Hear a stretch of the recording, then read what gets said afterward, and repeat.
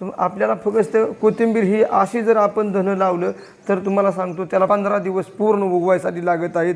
पण आपल्याला मित्रांनो एक वेगळ्या पद्धतीने धनं लावायची आहेत जेणेकरून ती 4 ते 5 दिवसामध्ये धनं उगवून आलं पाहिजे। आणि ती कशा पद्धतीने उगवणार आहे ते आज मी तुम्हाला प्रत्यक्ष व्हिडिओमध्ये दाखवणार आहे।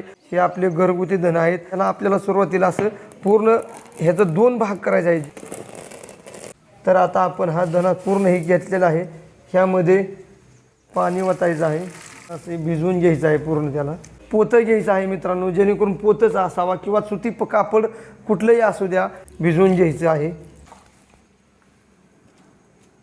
आणि आपल्याला बांधून घ्यायचं आहे। असं रात्रभर पोत्यामध्ये ठेवायचं आहे। आता शेत ओलं आहे। तर मित्रांनो आपण 5 दिवस झालेले आहेत आता, आणि आपण 5 दिवस झाल्यानंतर मी तुम्हाला प्रत्यक्ष कशा पद्धतीने हो का आपली कोथिंबीर उगवलेली आहे, कशा पद्धतीने उगवली तुम्ही बघू शकता।